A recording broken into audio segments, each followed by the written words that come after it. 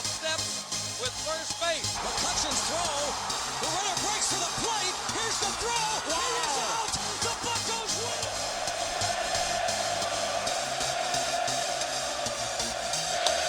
That ball's hit well to left center field. Back toward the track. And that ball is gone. You are listening to the North Shore 9 podcast. Follow them on Twitter, Instagram, and Facebook. Also, make sure to watch NS9 Live every Thursday on Twitch and help support by becoming a patron. Let's go Bucks! Yo, yo, yo. Welcome to NS9 Live. I'm your host, Anthony DiNardo. With me, we got Jim Rosati. No Tyler tonight. So, we got a good show. Yeah, congrats to Tyler, by the way. He's not here because, you know, he's coaching his high school team, and they won their section or sectional tournament or whatever. But yeah, shout out to Tyler. He's the pitching coach, so the pitching Yinza. Pitching Yinza. No, definitely shout out to him. I don't know how. I mean, and I'm sure all of it's, we know how Tyler is. Nothing is ever positive. But based on the talks and everything he talks about with the team, and he says, like, we won. And I was like, wait a minute, what? All I hear is negative stuff. So congrats to Tyler and the team. Yeah. So they're at dinner right now, apparently. Yeah, shout out. That's awesome. So right. So Tyler's not here, so it's just DiNardo and I. And we have, I guess, some complaining to do. Is that's what you want to do for the most part tonight? And Tyler's not on the show. What's going on? Yeah, I know. What's usually he's the one complaining. I mean, I feel like, there's definitely some complaints. There's some things I just really need to get off my chest right now. I can't even just say just bother me now, right? This is the stuff that we've talked about. It's just that here's another example. Here we go again. And I'm sick of some things. It's year 3. I'm tired of it. But we shouldn't just, vent and complain the entire time. Yeah, we don't just start with that. Right. Also, how about Derek Bell? Oh, damn it, Jim. Okay, listen. So this is being recorded. We're doing the same thing, right? We're recording this on Thursday night, putting out today as you're watching this on Friday. I forgot to add I was going to add the video to this to play it. I totally forgot. So maybe I'll do some editing. Now you can do it because we're recording. Yeah. Right. But okay, so first off, time out, stop everything. Let's talk about Derek Bell. Shout out to you, Jim. You had this idea. You went through with it, and it's the greatest video that ever existed. It's pretty funny. Yeah, I mean, I just kind of wanted to get in on the action. We had Matt Adams, we had Clint Hurdle. And so I was just going through Cameo and I'm like, all right, who else could make a video, right? And I saw Derek Bell. And Derek Bell was charging $50 for a video. And I'm like, this would be pretty cool. I don't know if I'm going to spend $50 though. It would be fun, but $50, I don't know. But then 2 or 3 days later, I go back on the app, I'm searching. And you know what? Derek Bell was on sale for $44. It was meant to be. So I was like, you know what? Screw it. Let's just give it a shot. In no way did I think he was actually going to do the cameo. I'm like, how bad does Derek Bell need this $44 right now? Is he actually going to say what I wanted him to say? And I asked him, I was like, I want you to say, I regret to inform you that David Bednar just successfully executed Operation Shutdown on your favorite baseball team, right? That's what I wanted him to say. He kind of botched it a little bit. But honestly, him botching it, after I watched it a couple times, I was like, this is even better. I was like, but yeah, no, shout out Derek Bell. Didn't think he was going to do it, but he did. And yeah, that's a pretty fun video. We all have. It's in the public domain now, so if anybody wants to use it, feel free. It's a perfect video now for when David Bednar comes in and shuts the door. which he's doing a fantastic job of doing. Which he's doing a good job of doing when given the opportunity. Yes, he's 6 outs saves he's giving us right now. What, 3 of them so far? He's actually he's the only pitcher in Major League Baseball with multiple 6-out saves this year, and yeah, he's got 3 of them. So for one, kudos to David Bednar for just dominating and obliterating the competition, performing an Operation Shutdown. But yeah, so for you, like you had this idea and then you pounced on it. You said you did it, and I was with you. Like, there's no way Derek Bell does not need $44 that badly, right? We're talking about a guy who has $26 million in career earnings. He doesn't need $44 that bad to say Operation Shutdown in a cameo. Didn't think it was ever going to happen. But, Jim, it's a great idea. Kudos to you for coming up with it. And then he did it. And I was blown away. I couldn't believe he did. And you saved the video. You would not show me it, no matter how hard I begged that day to just send it to me so I could see it. Yeah. Thank God the Pirates won. David Bednar gave the 6 outs. Like, it was perfect. Because they could have not won last night. We're still not seeing the video. Yeah, I mean, he sent it back to me like late that afternoon. So it was basically as soon as he sent it back to me, got the opportunity to use it, didn't have to hold on to it at all. Yeah, it was perfect. Yes. So the video itself, right? So we talked about like him doing it was fantastic. You coming up with that idea. I mean, let's just take a step back too and just shout out to Pirates Twitter. I mean, you guys are freaking amazing and awesome. And I can't wait for this team to start winning. So that way you guys can really come out in your glory. That's the thing. Like, I feel like Pirates Twitter was still pretty hopping like in 2013, 14, 15 and all that. But I feel like it's gotten pretty solid. Good core group of people right now. And once this team becomes good, if they become good, Pirates Twitter is going to have some fun. I mean, they're already having fun, and we're terrible. Right, so just imagine how much fun once we're good. And that's what I'm getting at. Like, think about this. Like you said, it was good back then, and true. But I just feel as if right now, like the level of creativity, as well as on Pirates Twitter, is up there, and it's constant. Like, well, now that this is out, we got to one up it. And I'm sorry, like I think it started with Mitch. Like Mitch got Mitch got Matt Adams. Yep. He got Matt Adams to do it, right? And that was like, oh my God, holy shit. Like someone got a cameo of an ex-baseball player talking about someone's poverty franchise. And then you saw, which blew me away, but you saw the Clint Hurdle one. And that's when it was like the bars going up here. Like, how did you get Clint Hurdle to do this?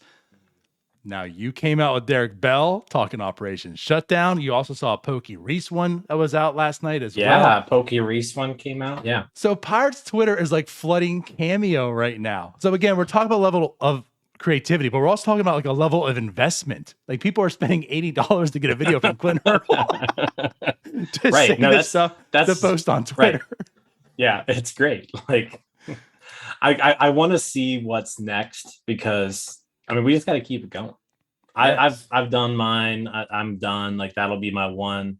That's my one contribution to, the end of game shit posts. But right. I want to see. Let's keep it going. What's next? What do we got next? That's what I'm saying. And the thing is, like, it's going to happen. That's what I love about it because it was all with the memes, and the memes have like gone to a whole nother level now, and now we got the cameos going. So, right, like, what is next? So, yeah, so again, shout out to Pirates Twitter, but again, shout out to you because, again, him doing that video and saying that was amazing.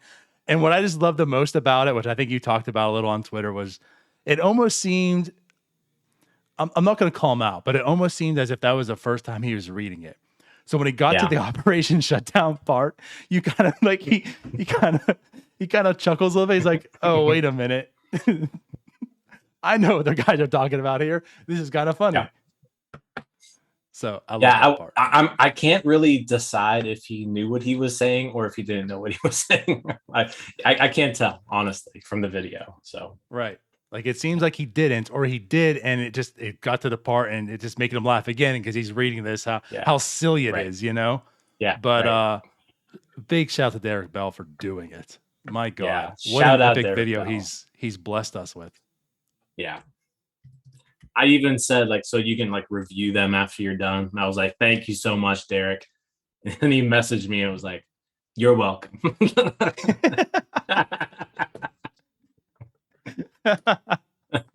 Oh man. Okay. So, yeah, Derek Bell. So yes. So Derek Bell, Pirates Twitter. Great place. No complaints there. Absolutely zero complaints with Pirates Twitter. At least that part of Pirates Twitter.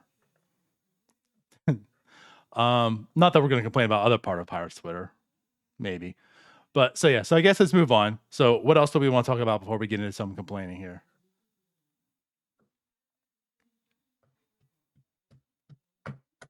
Perfect. Vogelbach triple by Yes. Vogelbach. Yes. How about that? Yeah. That's his first career triple. It was just like a week before, right? A week or two where we just had that interview and talking about like, will he get the triple or the stolen base first? And he said the triple.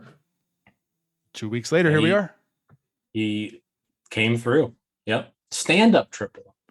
It's Ricky Henderson. Yeah. Then he got thrown out trying to score though. So that was equally as good. And then so he gets thrown out. He's just dead, right? And then he's laying there. He pushes Contreras' mask out of the way. Contreras takes a little exception to it. Vogelbach takes a little exception. That nice little bench clearing.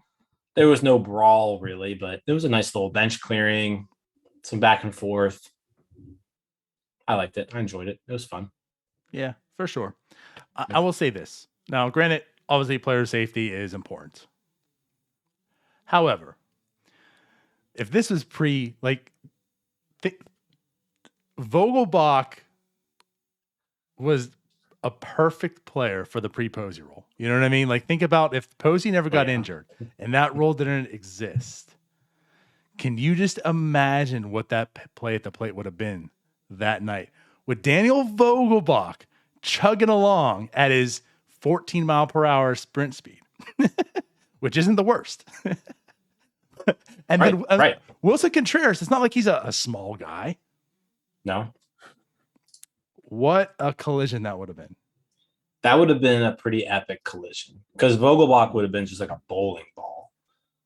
And Contreras, like you said, not a small guy by any means. He's listed at 6'1", 225. That's pretty big for a catcher.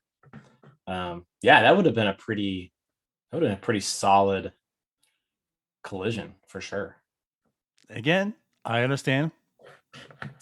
I understand the rule though. Right, I do. Yeah, but just one time, I wish it didn't exist. Yeah, I want people healthy on the field. That's the goal of the rule. So it's a good rule. Right. So Vogelbach his triple. We want to talk about Brian Hayes being an inch away from a home run. I thought it was a home run.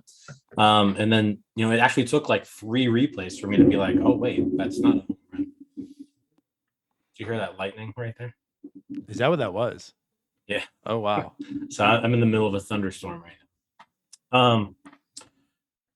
Sorry, that was loud. I thought he got it all, but like literally 2 inches away from a home run. So Brian Hayes is still sitting at 0 home runs. It's now May 19th, about to be May 20th. He's going to get one eventually because, again, I mean, he's hitting the ball hard. No issues with like how hard he's hitting the ball. But, yeah, he's been so unlucky. His slugging percentage is still – it's 11 points below his on-base percentage, which is just pretty wild. Which, granted, he has a very elite on-base percentage right now, but still. The on-base percentage is very, very good. Yeah. But you'd like to see that slugging at least creep up over 400. That would be ideal. Right. And I'm with you. And we've talked about that. That's been an ongoing thing. That he hits the ball hard, but doesn't really get into the air. And it just sucks that the time that he does get into the air, still not a home run. I mean, Rob Manfred hates baseball, so what can we expect? Exactly. But I mean, honestly, you just see it more and more. I mean, it's just like, how many times do you hear the ball off the bat? You're like, oh my God, that's a home run. And then it's like 10 feet short of the wall. I mean, I can't tell you how many times this year just watching the game, you can pretty much tell usually when a home run's hit, right? And as soon as you hear it, I'm just like, that's gone. And they're like, oh, it's a fly out, which usually it's good because it's the Pirates giving up the hit. But regardless, I mean, it's like, it's noticeable for sure. So yeah, Brian Hayes obliterated that ball and was an in short from being a home run. If we're talking about good things, I'll go ahead. Yeah, I mean, so that's kind of one more thing on the Brian Hayes thing is like, barrel rate is a good indicator of extra base hits and hitting the ball over the fence, right? And like his barrel percentage, he's above average for Major League Baseball. He has 8 barrels this year. So there's been 8 balls that he's hit this year that like have a chance of being home runs. Essentially, that's what a barrel means. And none of them are home runs. If you look at his spray chart, his hit spray chart, and it's overlaid over top of PNC Park, right? Yes. So PNC Park being his home field has an overlay. There are 3 doubles on his hit spray chart that are over the fence, but he has no home runs. So, and I was going to bring the same thing up. And the funny thing about that too is it's not as if PNC Park is a small field, but like it's not like it's something easy to hit out. So you want to talk about unlucky as well. That's 3 hits out of PNC Park, and then whatever stupid stadium he was in that day, it's not. Like there's one here that shows over the left center field wall. Like I wonder if that was maybe Detroit. Detroit is the only thing I can think of. Well, wouldn't that have been Chicago? That was the home run we're talking about, right? No, the home run is the dead center field one. Oh, okay. I thought that was more okay. No, the dead center field one is last night's. There's one in left center that, I mean, it's like right on the 410 sign, and like that had to have been in Detroit. Maybe I don't know how deep their power alley is. I know Detroit's a little wacky, but yeah, but it's kind of crazy. It is just kind of funny and ironic, but also talking about StatCast, everything's red. Everything is literally red except for the barrel percentage, which is above average, but everything is red for him. So like a little bit of luck's going to have to come in play. I know he's talked about too getting the ball in the air. I mean, that's something he's literally talked about. It's not just like he's designed to just hit the ball on the ground or line drive and such. He's trying to work on it. Again, like I will take this Brian Hayes all day. It's just that there's more there, and if that can get unlocked, you've already mentioned he's basically been a 5-WAR player his first full like single season, at bats. If you can tap into that, oh baby. Yeah, I mean, if you look at his expected home runs, he has 4 hits this year that are considered mostly gone. No home runs though. It's kind of cool. They give you like how many home runs he would have like in each ballpark.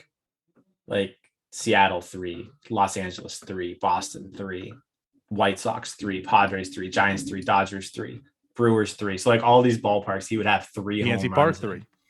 PNC Park 1. It's showing 1. But like there's not a single. Colorado is the only ballpark where if he played every game there, he wouldn't have a home run. But every other ballpark says he would have a home run. Now, granted, in Colorado, is that just because, of course, the distance? Because also in Colorado, it would have been farther. So that's theoretically, it probably would have been out, right? Yeah.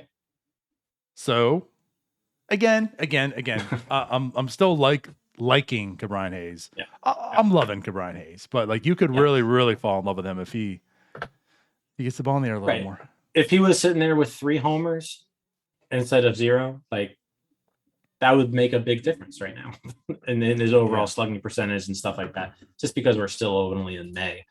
So yeah, I'm not worried about him whatsoever. His StatCast page, like you said, it's all red.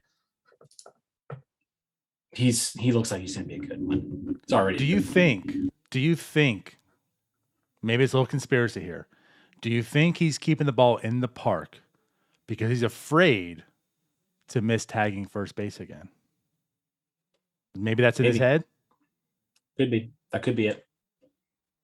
I'm thinking that, doesn't want to go through that again. It's been pretty dramatic.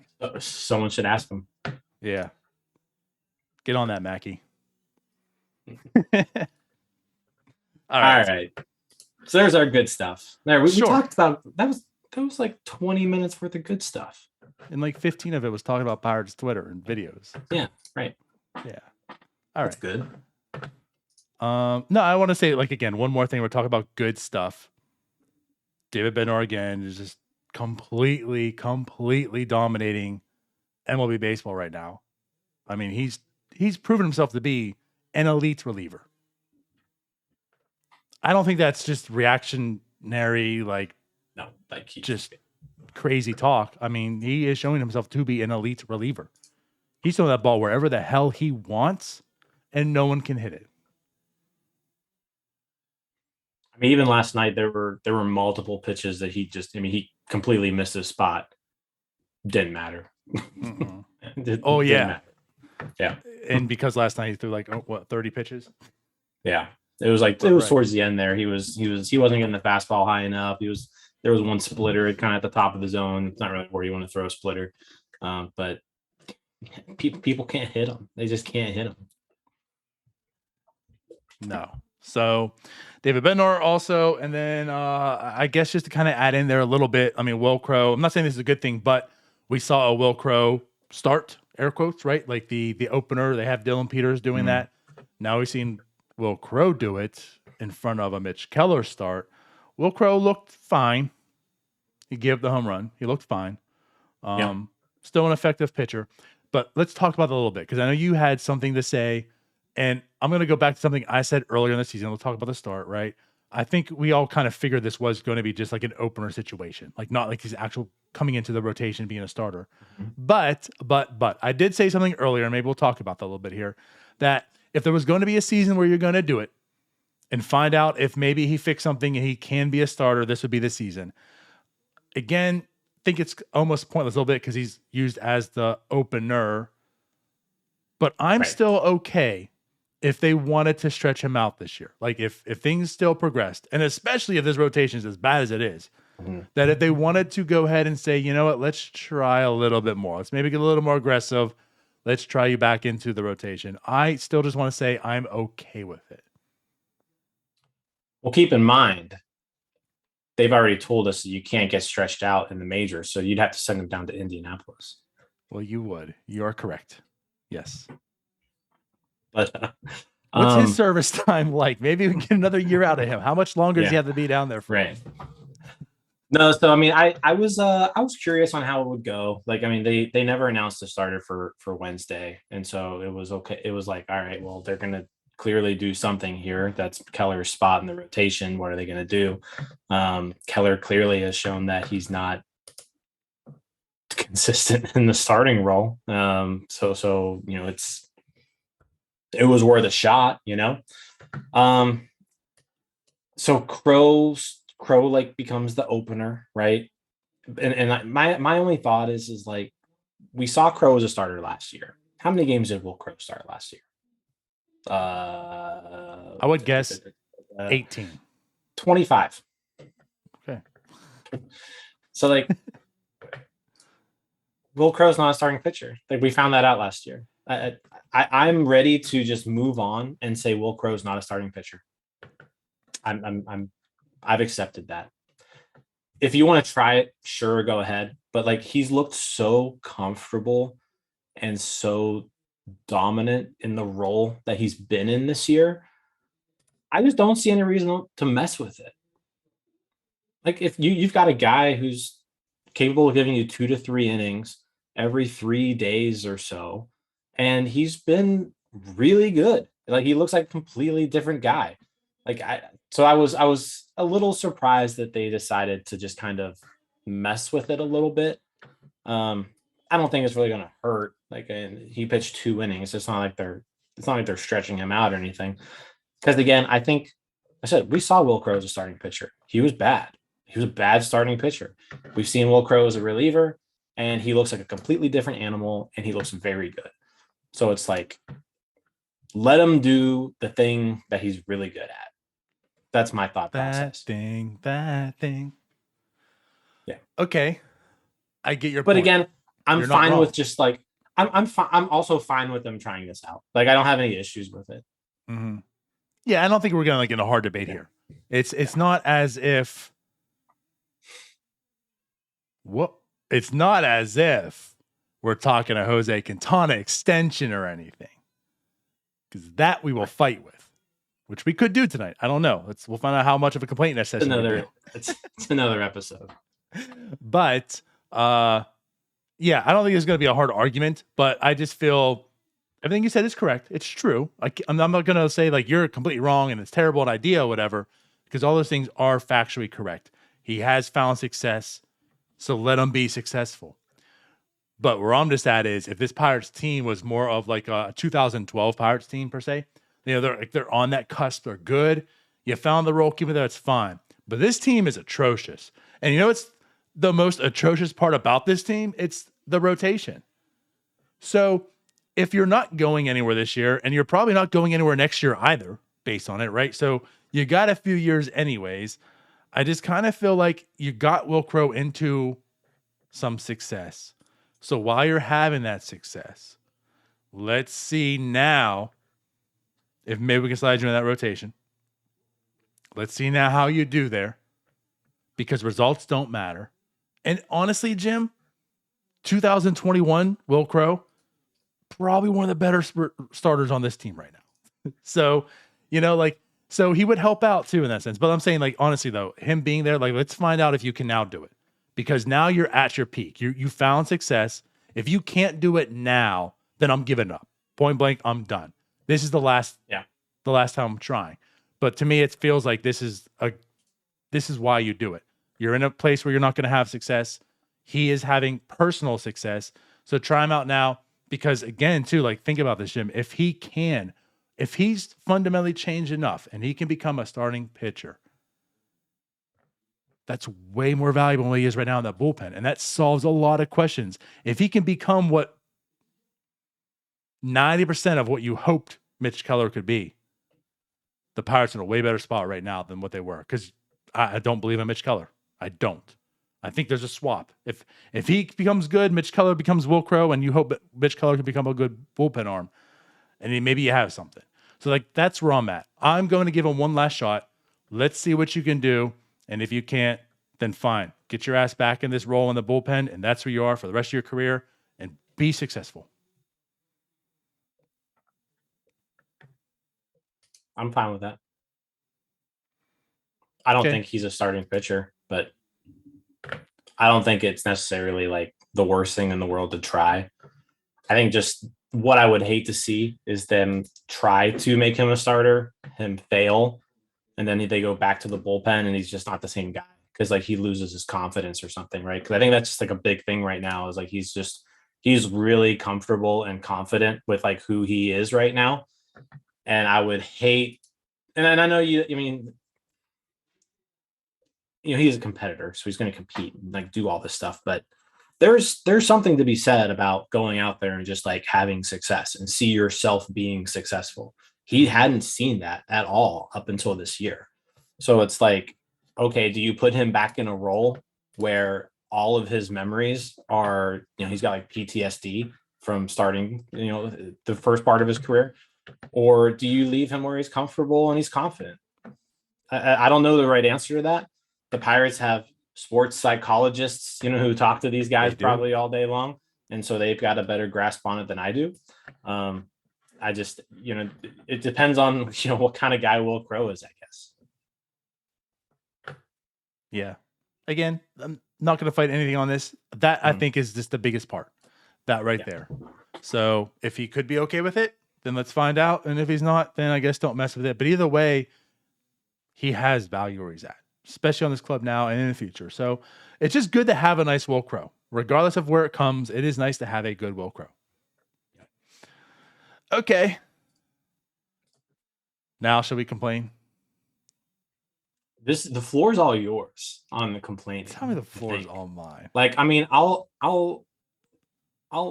jump in, but if it seems like you've got some things on your chest that you need to put out there for the world. I'm just okay. So like, there's a lot of things you complain about Ben Cherington, and I think a lot of people get to the correct answer. The way they problem solve is totally wrong and terrible, and how they come about it, which makes their comments irrelevant. But regardless, there's a lot of things that are just like really grinding my gears this year. Okay. When Ben Cherington came, this was before you guys came on. Ryan and I were doing the show, and we were kind of like, okay, it wasn't our guy. It wasn't the one we really, really wanted, but he came on. And then he made a lot of moves, and this is when you guys, you and Tyler were on, and we talked about him. And, there's like some positive direction going. Like the trades weren't overwhelming. Like I felt like every trade that happened, we're like, wait, that's it. But then you kind of look into it, and you feel like you feed into like what he was trying to do and accomplish, and okay, I can get on board with this, right? And just like we're in year 3 now. So I've already said this. Like I still every day Josh VanMeter is on this team, I will have complete beef with Josh VanMeter. No, not him personally, with Ben Cherington having Josh VanMeter on the team, because it was a dumb, pointless move, and it's bitten you ass how many times, right? With the pitching injuries, you don't have any depth. With the outfield, you don't have any depth. With the catching, you have no depth. And we've bit the bullet on all those. Like in just a month's time, we've had to really feel that. There's been some games there's only 2 outfielders on the team, right? There was one catcher on the 40-man at one point in time once Perez went down. And Josh VanMeter, of course, had to catch. And, and like with the pitching, that's the reason Roansy was pitching in up here, because there was no one else on the 40-man they could do it with, So, like, that's been a problem on, like, some of the roster construction, right? But, like, right now, my biggest thing is the coaching. Who is improving? Who's getting better? And you can hand me the, like, there's no one that, like, Ben Cherington isn't giving these guys good players to deal with. And I get that. Like, 2 things to me, though, can be true. They could not be giving things, but they also could just not be good. And the latest thing that's on my mind and grinding my gears because of it is Clay Holmes.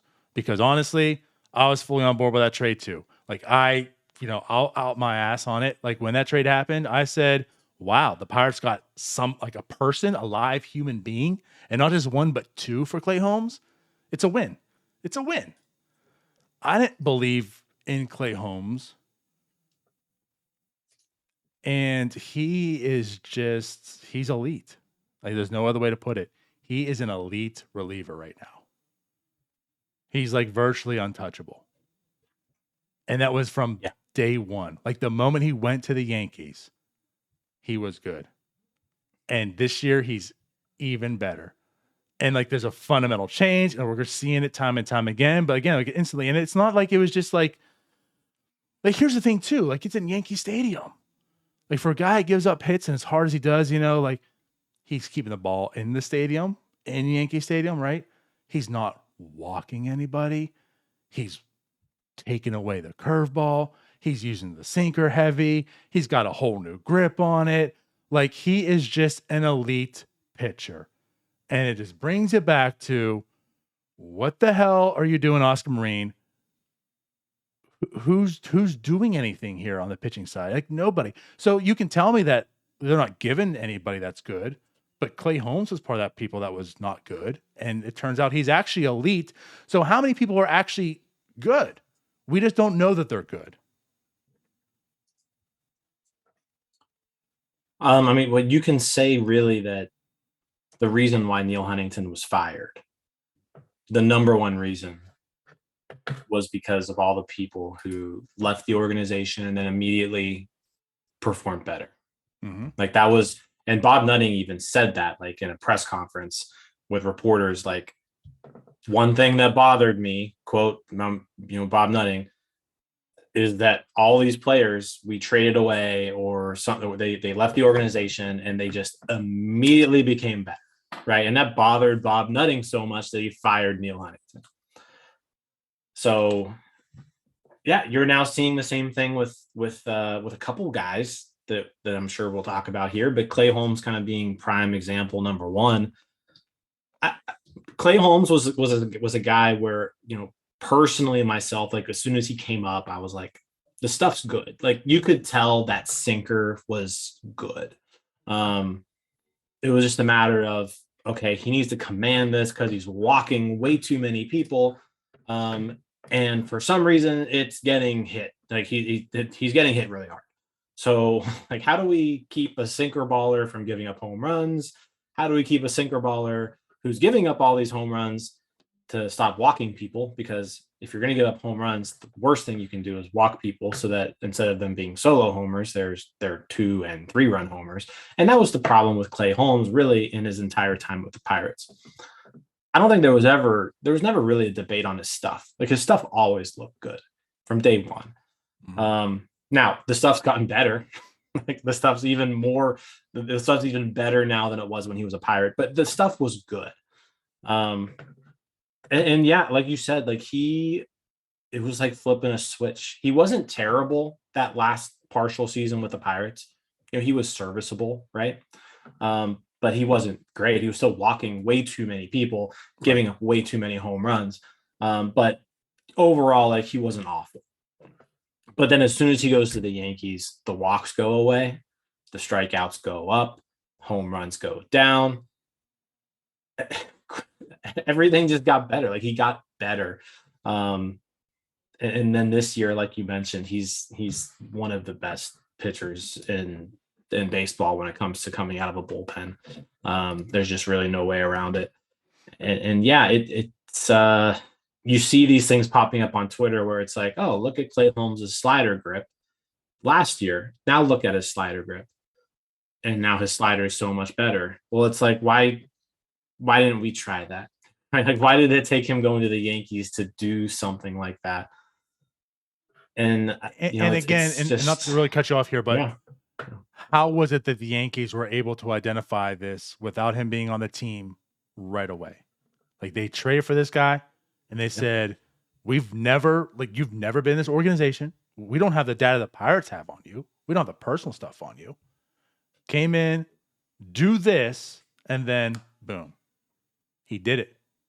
And then, like you said, instant results. Yeah. So it's frustrating. It's frustrating indeed because, the Pirates could definitely use somebody like Clay Holmes right now, whether that be in actual games or, he's in year 3. Gosh, I mean, you could have him another 3 years if you wanted to, or he could just be like an elite trade chip for you, like as far as like a shutdown bullpen guy. However you want to go ahead and do this. Thank you. So that instead of getting Diego Castillo and Hoy Park, you're getting people who are better than those two if you do ultimately decide to trade them. But yeah, it's frustrating. So I understand why you're grinding your gears there. And that's it. So throw out some numbers out there so people have an idea what we're talking about. Like you mentioned the walks. So his first year up, I'm going to go year by year, starting in 2018 when he made his debut. So his very first year, his K rate was 16%. His walk rate was almost 18. Year 2, K rate 23%, walk rate 15. Year 3, which he didn't really pitch in 2020. So in 2021, like basically skip a year. Year 3, 26%. I'm sorry. Year 3, 23% strikeout rate, 13 walk rate. So the strikeouts have, like every year have gotten a little bit better, slightly. The walks have gone a little bit, but still at his best, 13% walk rate.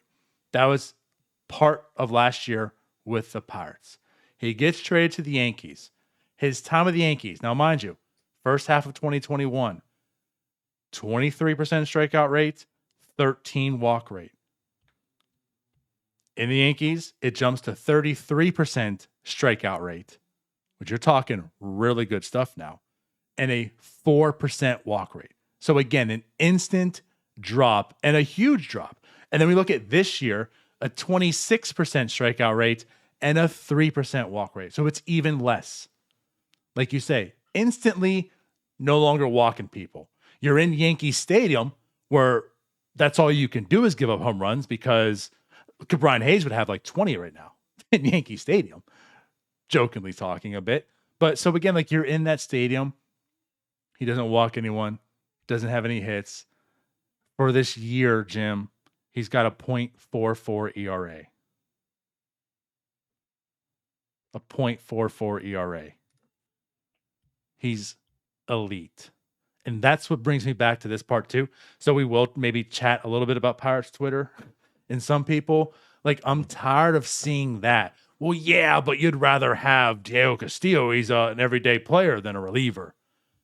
No, I don't. Because even if you don't want Clay Holmes on this team, because there's no point of having a reliever at this part of his service time or whatever, then trade him for something better than Diego Castillo because he's elite and he has 3 years of control. You're not getting Diego Castillo. You're getting someone's top prospect now for Clay Holmes. If the Yankees were to dangle Clay Holmes right now at this deadline, they're not getting Diego Castillo back. You know what that tells me, Jim? They won the trade. Absolutely. So don't tell me that you still won the trade because you got an everyday player.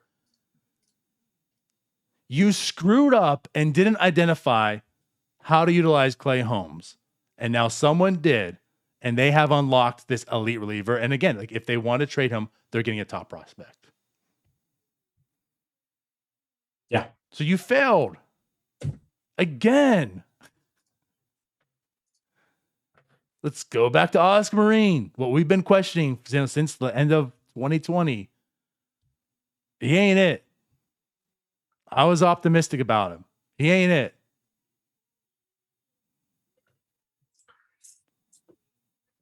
Hard to argue with anything you just said.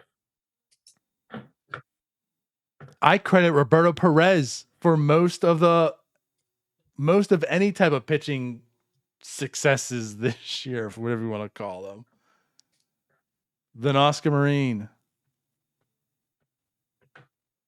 What pitching success? Well, that's what I'm getting at. Like, whatever you want to call it. Just Tyler's one that really brought it up, you know, and I think we've noticed it. And especially now that Perez is gone, I think you really notice it. But I think he liked the way he worked with the staff. But what are these coaches doing? Yeah, I mean, the Pirates are currently 27th in pitching this year out of 30 teams. In case you were confused with NFL and NBA. That's with having David Bednar and Will Crow that we talk highly of. Yep. Jose Quintana having an amazing season right now. Mm-hmm. And that's still how awful they are. Yep. There's not one coach in this organization that should feel comfortable heading into this offseason or finishing even the year, in my eyes. Like, it is year 3, and there has not been one person that you can say, do you see an improvement on? The only one is Will Crow, I feel like, that we're talking about. Bednar, I feel like he's just a reliever, but there was stuff that you liked about him coming over. I'm not going to say, like, they made David Bednar. But that's where he's found his success, was in Pittsburgh. I mean, if you want to credit him, then that's fine. But, like, to me, Will Crow is, like, really the only person I can, like, credit. That's it. You want to talk Tyler Anderson? You want to talk about Quintana or stuff? I mean, sure. But I don't know. Like, Tyler Anderson still wasn't, like, outstanding. We were just blessed with someone who was serviceable. And that felt amazing.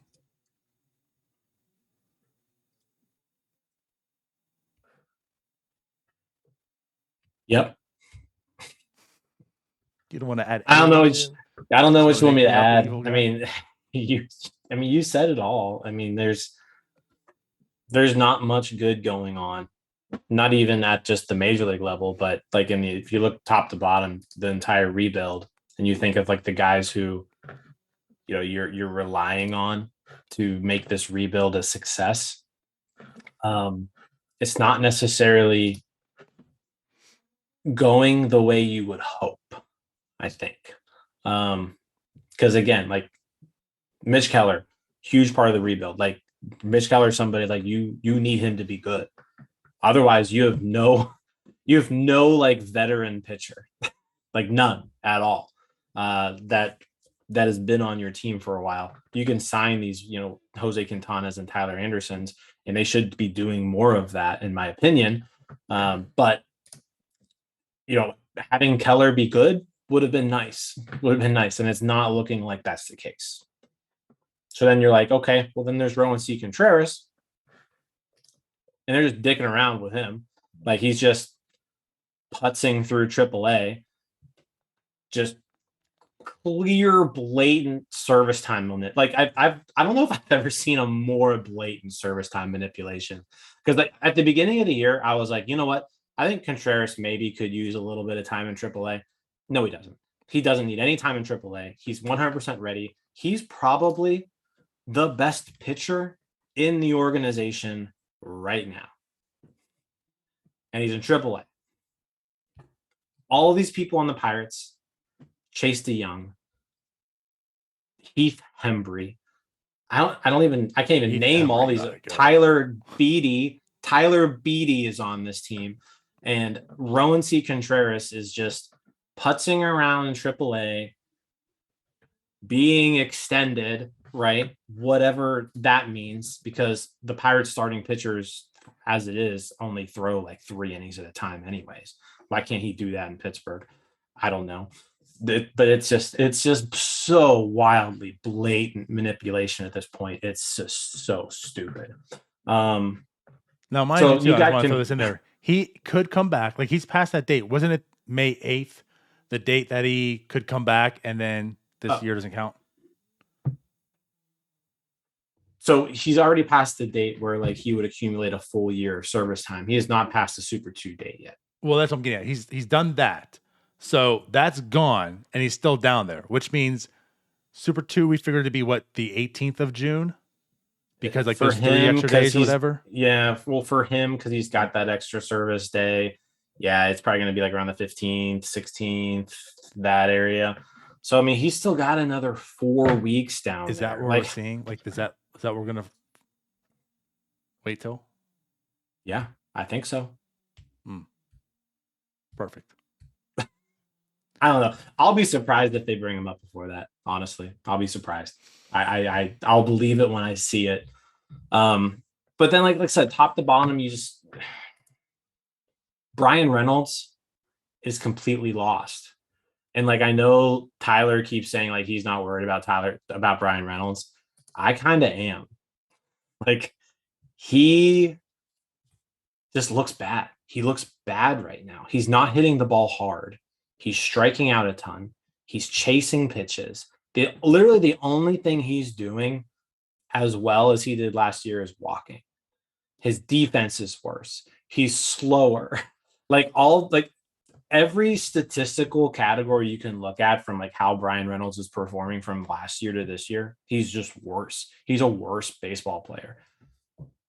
So as we brought up Brian Hayes, right? And even though he's not hitting the ball out of the park, everything's red.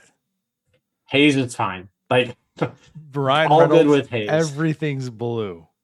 Yeah, except for, like you said, the walks and the sprint speed, whatever, which is, although it is, like you said, slower than last year. Yeah. Everything's blue. Like he's been a bad baseball player. Well, he has, because that's what I was going to mention here too, Jim. I don't like, this is not good. And I'm just saying this to put in perspective. But Brian Reynolds has the same WAR as Kevin Newman this year. I don't want you to blow up.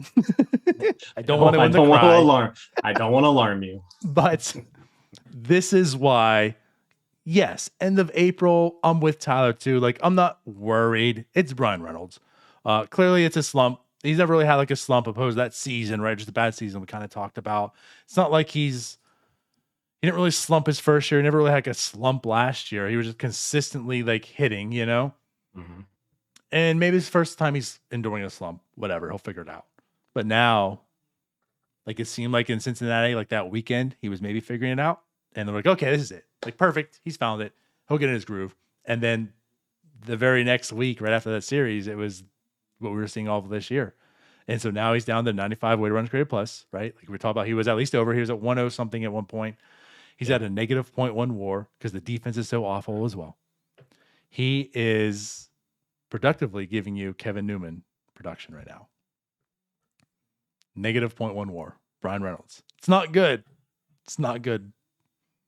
So yes, I'm worried. It's not good at all.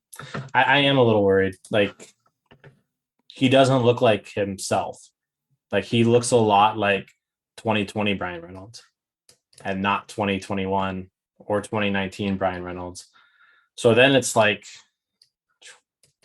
did he just luck into like a 6-4 season? I mean, like, how did that even happen?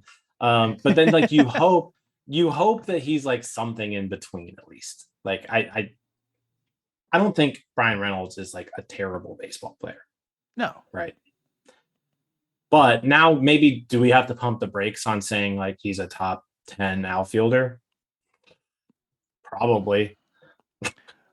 I think it would be smart though, just because he does have some limitations, right? So like even with his 6-4 season, I think it was fair to say he might not be a top 10, but he's certainly a top like 15 maybe. Like he's at least on that cusp of the top 10 regardless.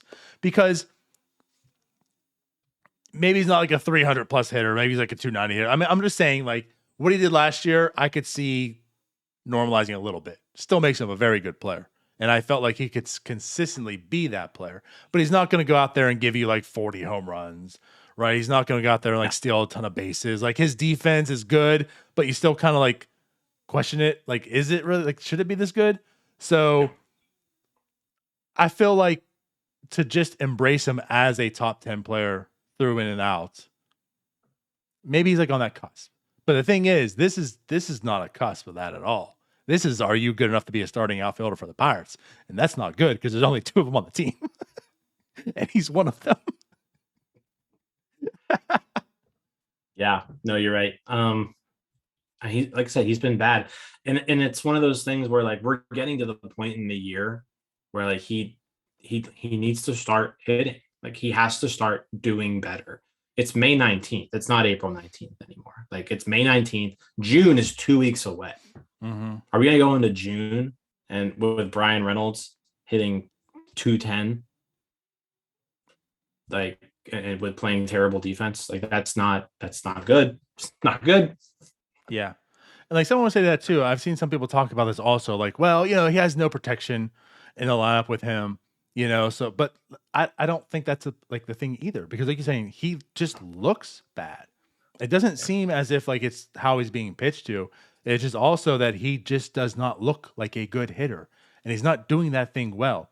And you can also argue too, if that's what you're stating it is, what did he really have last year when he had a 6-4 season, right? Yeah. So like what really last year was changed even worse this year? Yeah. So I can't use that as the argument. I can't just say, well, his team sucks and he's just getting the treatment of like they're not going to pitch to him.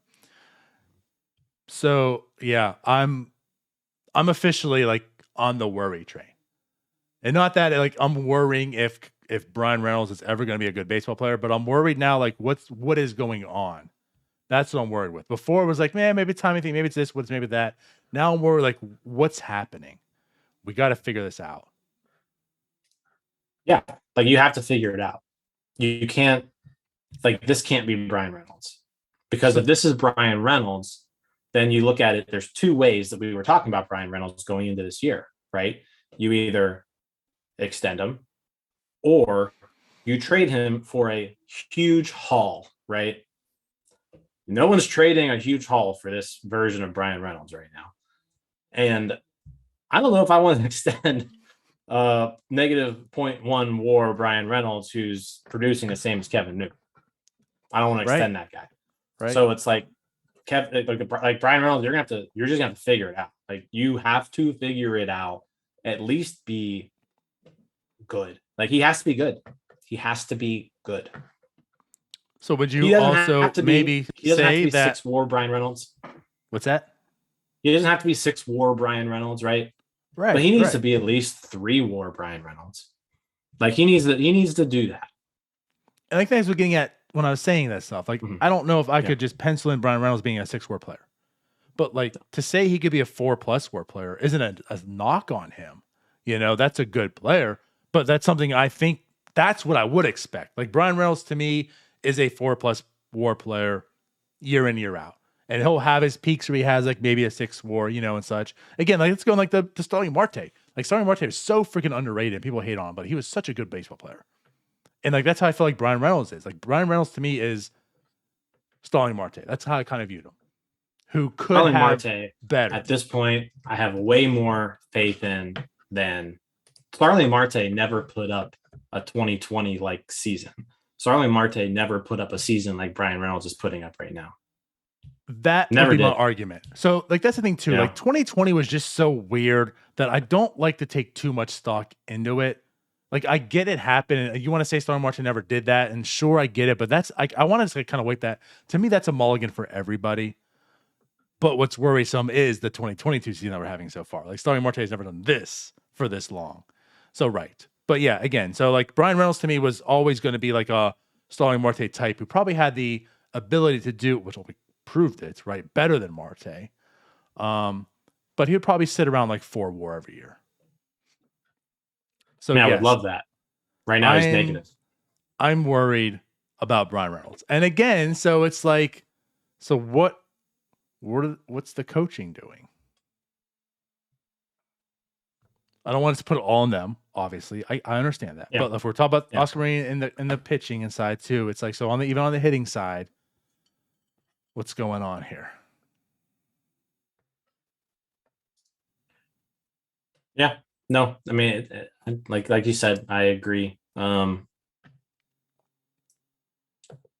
It's not looking good. Like the players that they need to play well aren't doing it. Other than Hayes. Hayes is doing it. No issues with Hayes. The rest of the players that like you're counting on just aren't doing it. And that even, like I said, it extends down to the minor leagues too. Like you really kind of like you need O'Neal Cruz to be like a freak. That would be really, really good for this team. And we're both huge proponents. Like O'Neal Cruz needs to be in the major leagues right now. He's good enough to be in the major leagues right now. He's better than any other option the Pirates are going to throw out at shortstop right now, right? But I mean, it would be nice to see O'Neal Cruz just like dominating AAA, right? And he's not, of course. But again, I can kind of understand why he's not. Like,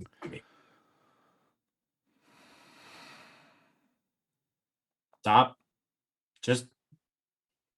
putting him in AAA when he shouldn't be there to begin with. Like those things, they're going to get to you. But so there's that. But then also Nickens count on. He's heating up right now, so hopefully it was just like a first month of AA type of thing. But the strikeouts are concerning for Nick Gonzalez for sure. He's now at least turned the corner where he's hitting the ball enough that, I mean, I think his OPS is up around 800 now. He hit a home run and a double today. He was at a 113 weighted runs created plus going into today.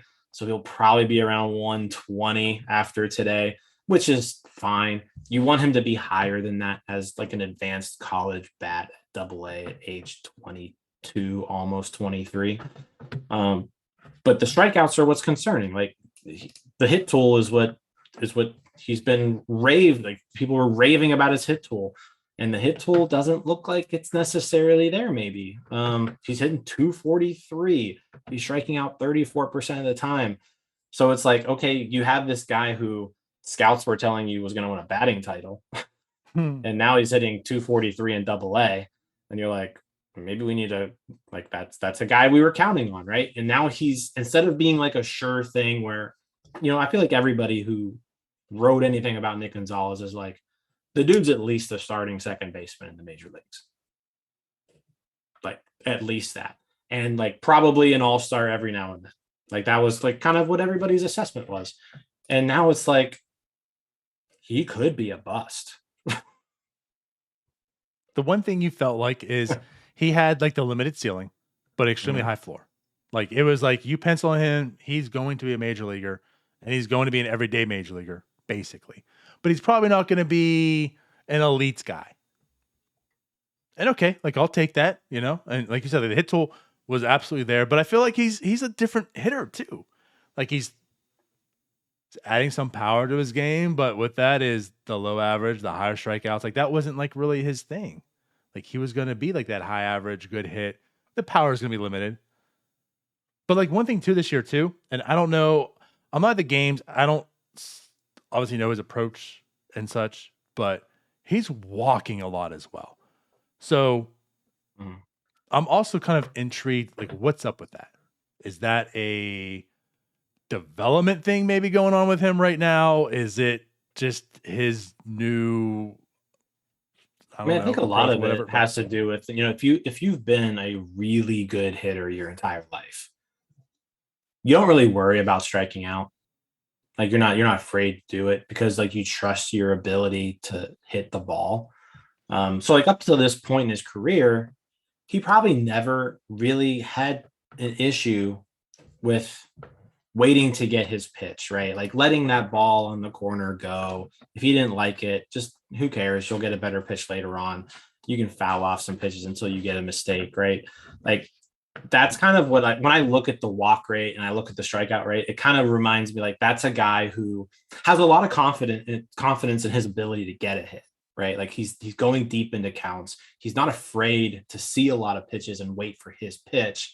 But then you look at the strikeout rate and it's like, okay, he's not making his contact as much as he thinks he should be, right? And maybe that stabilizes. I mean, that strikeout rate's gone down 2% in the last 2 days. So I mean, it is still a relatively small sample size, and we could be talking next week. And if he goes this whole week and strikes out once, that strikeout rate is, acceptable again, right? So it could change like in a matter of a week. And again, he's having a really good last week or so. Like he seems to be heating up here. So keep an eye on him. But the strikeout rate is something you want to look at because good hitters don't strike out 34% of the time in AA. They just don't. Doesn't happen. I mean, so it's like the reason that we don't believe in Mason Martin is because of this. But at least Mason Martin has like 40 home run potential. This guy doesn't. So those are like two guys where like you wish that they were just killing it and they're not. There are a few really good bright spots so far. Like Liover Peguero is just crushing the ball right now. Like there's no way around it. He's killing it. And you love to see it. He's one of the youngest guys in the Eastern League and he's just dominating. Henry Davis is another one who he is the youngest, actually, isn't it? Or am I off? He's one of the youngest, if not the youngest. Henry Davis, I don't know why they even had him in Greensboro as long as he did, but he was just killing the ball there. Comes up to Altoona, killing the ball. He got hit in the hand, so he's got a little bruise on his wrist right now. So, give him a week or two to kind of get that ready. They're going to make sure that Henry Davis is healthy. Yeah. But every time Henry Davis has organization had a healthy catcher. Yeah. Every time Henry Davis has been on the field since being drafted, he's looked great. Like, so that's one guy that you're really happy with so far. But then you look at pitchers. Quinn Priester hasn't thrown a pitch yet this year. Carmen Mlodzinski is hurt. And you've got Michael Burrows, who looks good. Just FYI, but yeah. Yeah. So it's like, again, the pitching is what this team obviously really needs. They need pitching. And so they're going to need these guys in AA to, first off, pitch, actually throw pitches. But number two, they also they're going to have to be good. Like I said, Michael Burrows, so far, so good. Kyle Nicholas, I kind of like what I'm seeing there. I don't think he's a starter, but it looks like there's something there. But they really need some of these pitchers to hit, because if they don't, they're going to be in a lot of trouble, because they're going to have to go outside of the organization for not just one or two guys. They're going to have to go outside the organization for 4 or 5 guys. And then you're just hoping you hit on so many free agents, and it's just you're not going to do it. There's going to be people you don't hit on. Well, and think about, so you're saying that, but we know, of course, it's the Pittsburgh Pirates. Let's be realists. They're not going to go out there and be able to get tier 1 starting pitching free agents. The top of the lineup, the top of the rotation type of guys, they're probably not going to get in unless they Unless they're find the old, new like- creative way, which is Yeah. what Huntington did. You know what I mean? Like that's really, it's not as if Huntington had this whole pipeline of great talent. And that's why that pitching was so good. I mean, granted, yeah, Garrett Cole was in there. Cole, Yes, Tyone were he kind of was all there. good, Yeah. people. For a lot of people to think like he also wasn't good for the Pirates and end up being good. Like he was good as well. He was But good. like He was that good. happened. But really, like think about like Burnett, Lariano, you know, even like Edinson Volquez, like the guys they went after weren't sought after, but they were able to identify something. A lot of the Yankees and Clay Holmes. They're able to identify something, bring them in here and make them. So we have to trust that if the Kellers don't work out, the Majinskis, the like all those guys you're talking about, like if they don't work out, that Cherington can go out and identify these mid to lower tier guys and then turn them into those type of pitchers because they're not going to be able to go out there and I hit something. Oh, I turned our intro back on. Sorry. Like I fat forearmed my keyboard. Yeah, he's going to have to go find these guys because they're not going to be able to spend $20 million a year on or willingness to spend $20 million a year on a pitcher. Which is why it's so important that like these guys in like Roansy Contreras needs to hit, Burrows needs to hit, Priester needs to hit. Like those three guys, Majinski, like out of those four, three need to hit, or at least two. Like at least two need to hit and like be pretty good pitchers, because otherwise you're not going to have anything. And that's a hard rate, like in itself. Yeah, that's tough to do. Like all you people, I understand. Like it's fun to put together. Like this is what the 2024 Pirates are going to look like, and this is going to be so awesome. And you just list your top 5 starting pitching prospects, 1 through 5. That's not how it works. Yeah. Mitch Keller was a top 20. Mitch Keller. Mitch Keller was a top 20 prospect in baseball. Look at him now. Bryce Wilson was a top 100 prospect. Bryce Wilson was better in the minors than Burrows, than like all these people who aren't even in top 100 lists and we're like counting on him. Bryce Wilson was ranked higher than those guys, like when he was in the minors. Will Crow was a prospect, so like didn't pan out as a major league starter, right? So it's fun to just kind of chalk up your 1 through 5 as in like here's my top 5 pitching prospects. But that's not gonna be how it works.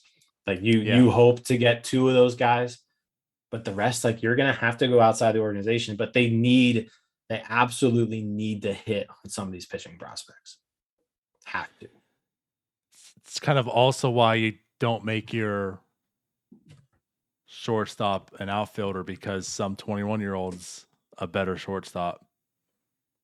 But I digress. But the same mindset, right? Like you can't plan for 2024 and such. Like these guys are going to bust. It just is what it is. That's why you have this collection. That's why I wasn't totally like against Cherington's plan. Like he was going for a lot of high risk, high rewards, right? You get a bunch of plethora of players in here and such and go at it.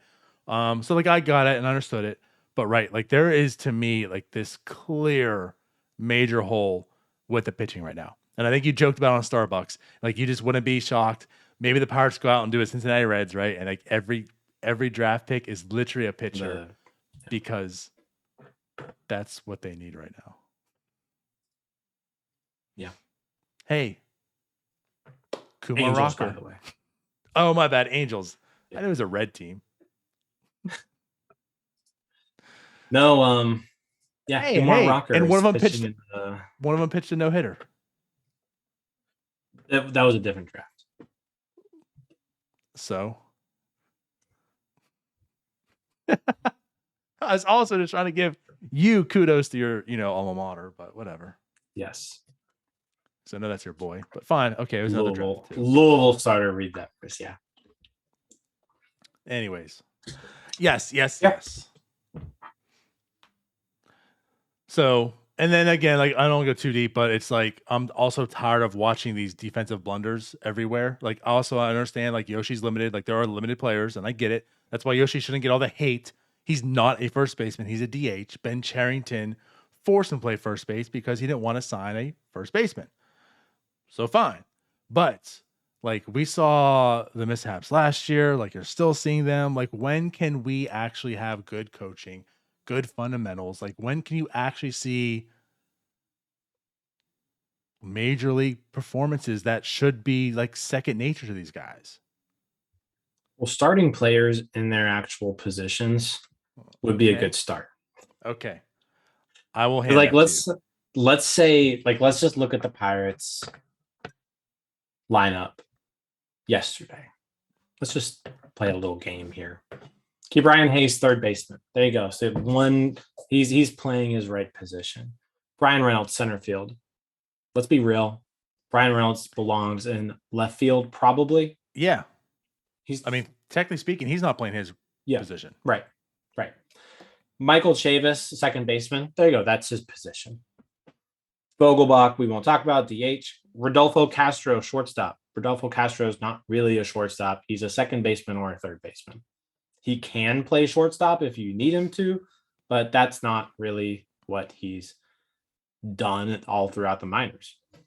Susugo, first baseman. Again, he's a DH. He's not a first baseman. He's a terrible first baseman. And then you had Sawinski playing left field. Sawinski, he can play all around. He's a good defensive outfielder, so he can play all three. Heineman was your catcher, so we won't really. The catching has been catching, but like just play your Diego Castillo, right field. Diego Castillo had never played outfield before until like 6 weeks ago in his entire life. So it's like, I don't know, maybe play three outfielders, more. That would be nice. Play a shortstop as shortstop. That would be cool too. That's how you make the defense better, is like none of these guys are playing where they should be. Yeah. And it would be nice, if you had a shortstop, maybe in AAA, who just constantly hit the ball super hard, who was like breaking all these records for like how hard he was hitting baseballs. Like, that would be nice to have right now if you had that in AAA. And you could just call him up, put him in the shortstop position, and then that could actually help out all your other positions because you could play guys who belong in them. I understand the versatility. Versatility adds value. Understand, like, go to Josh Harrison. That was part of his value because he was so versatile. John Rodriguez was so versatile that added value. So I get that. But they were athletes. They could handle that. They brought that to the game. It wasn't like it was forced upon them. You can't just make people do things they're not good at, and like that's just like what we're dealing with right now. Like, there was one thing that you saw with Ben Cherington when he came over here, at least what we thought we saw again, was like the defense was going to be good. He made a better defensive team. It wasn't going to be good, but they improved the defense, was going to help the pitchers, right? Help develop, like as we kind of talked about. Like, it's gone reverse now because he's putting everyone out of position. And you're seeing blunders everywhere. And like the pitching staff isn't good as it is, and it still is bad, right? But like they're not getting any help either because of what's behind them. And like, it's not as if Chavis isn't a good defender. He could be if he was in his position. It's not like Diego Castillo can't be a good defender. He could be if he was in his position, right? Like going down this list. Like, not every single person has to be a utility player and know every position. Some just need to learn a position and learn it well, and then they can succeed and be good. And that's what I just don't understand here too. So yeah, I'll give you that too. So the defense has still been bad. And again, like when I go down to coaching, like I look at defense, I look at the hitting, I look at the pitching. I'm just like, what's going on here? Like, where are our coaches at? But to your credit, no one's playing their position. Although, how cool would that be? Diego Castillo, first time he didn't have an outfield glove, and he was using Buxton's glove. That's pretty cool. Well, so the Pirates as a team, they're actually, if you're going like by advanced metrics, defensive runs saved, they're not terrible. Like, they're like middle of the pack. I don't know if you can really go with that, but a lot of that has to do with Brian Hayes. Like, so as a team, they've saved 11 runs, right? Right. Brian Hayes has 7 of those. Sawinski has 4. Marisnik has 3. And Roberto Perez has 4. So like those 4 guys you're looking at. 4. Yeah. So I didn't know that. I thought it was less. Between Hayes, Perez, Sawinski, Marisnik, that's 17 defensive runs saved. Right now, the rest of the team's at -6 is what that means. So, and you never have Marisnik and Sawinski really on the field at the same time. Roberto Perez is now out for the year, so it's like that's not good. Well, that's what I'm going to lead to. I mean, Brian Hayes is the best defender in baseball right now. Well, is he still? I want to make sure. He is. He's in second. He's in second right now. Okay. So he is the best defensive third baseman in baseball, though. So we'll give him that. But just a few days ago, he was the best defender in baseball. So it's like they're middle of the pack with the help of having the best.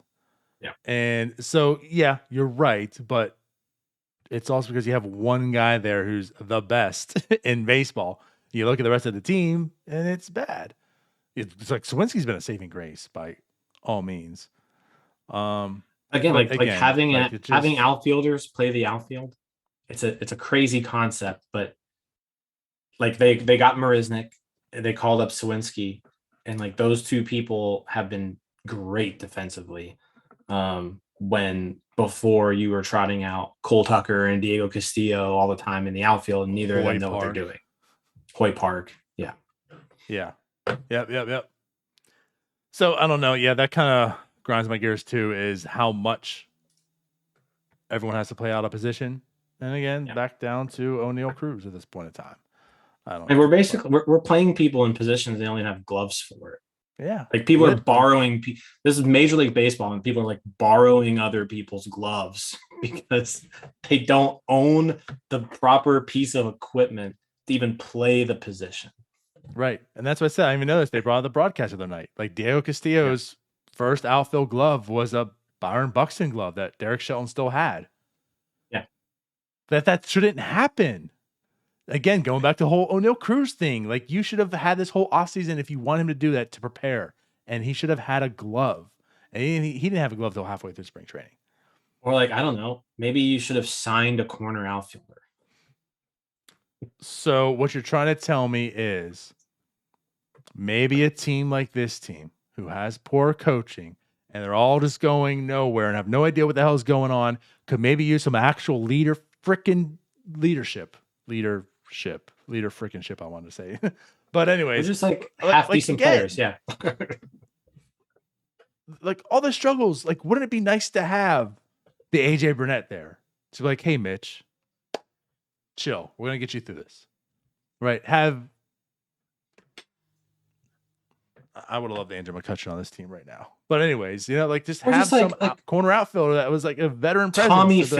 Tommy Pham signed a 1-year, $7.5 million deal with the Reds. He's like the only Cincinnati Red doing anything right now. But like, I don't know if that's the guy I want though. What was? But like somebody the strip club incident, like didn't he get stabbed? I don't think so. No, I don't remember that. No, I don't remember Tommy. I don't think so. I just Googled Tommy Pham stab. Oh, Tommy Pham reveals brutal backstabbing that almost killed him. Yeah, at Pacer Showgirls. And again, I don't know exactly what's going on there, but like maybe not Tommy Pham, but the point. Someone like Tommy Pham.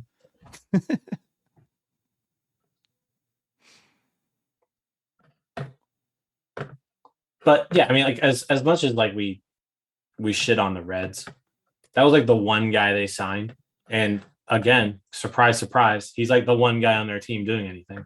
Just like for the Pirates, the one guy, like the few guys who were performing well are guys that they signed, like people who they went outside and they were like, hey, I'm going to pay you real American dollars to play baseball for me.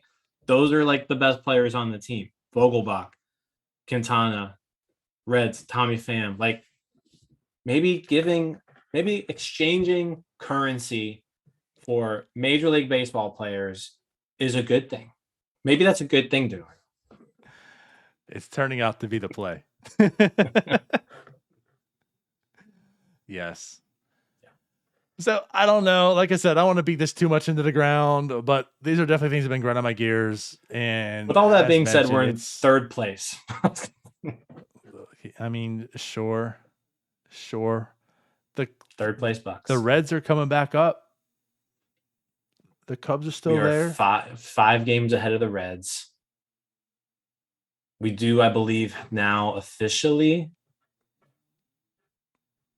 Do we officially have the worst run differential in baseball? But we still We beat do. the Cubs. Yep. Worst run differential in baseball, Pittsburgh Pirates. Nice. But yeah, like I said, I don't want to. I try not to just pound them into the dirt. But these are definitely some things. Like I said, the Clay Holmes, I've been watching, and it was like after last season ended, it was kind of like I'm kind of uneasy about the Clay Holmes because I was talking a lot of trash on the trade, But it's a small sample size. Like that was kind of my saving grace. Like it's a small sample size. I'm not going to buy too much into it. And now that we're seeing this year just kind of progress, I'm full blown in that Clay Holmes is an elite pitcher, and the Pirates screwed up amazingly bad. And I know, So like another thing too, like Chad Cole has the best pitch in baseball, that slider, which has been good, but now it's elite. Now Chad Cole himself isn't great still. Like he got lit up his last time out as well. But I still felt like he could be a really, really good freaking reliever. So maybe he gets humbled. I joked. Maybe he gets humbled now because he's with the Colorado Rockies and he gets lit up. He decides he wants to be a reliever and he comes back to the Pirates as a reliever and he dominates. I'll be cool with that. But that's the thing. Like, so you look at the top. Completely done with Chad Cole. He's not good. I'm not. He's not good. They not. tried him in the bullpen. He still sucked. He's just not a good pitcher at all. He's not good. I won't take that slander. I'm sorry. I won't buy into that. He's been in the major leagues for 6 years now, too. He's only pitched over 85 innings once. I don't care. Dude gets hurt all the time. When he is on the mound, he can't strike people out, walks too many people, and he sucks. Nope. Listen, he went from the Pirates to a team that doesn't even have an analytics department. They all quit and walked out. So get him in a real organization. Chad Cole will succeed. I promise you. Promise you, Jim.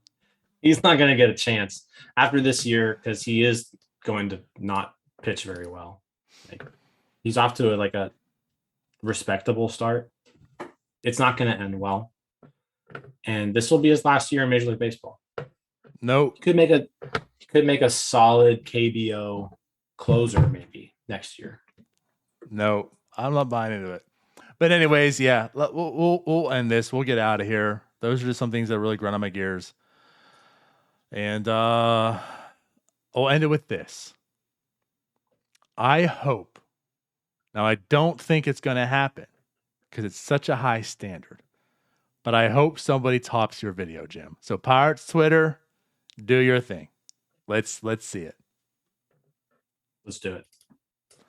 All right, we're out of here. Bye-bye. See you guys. Tie for the good.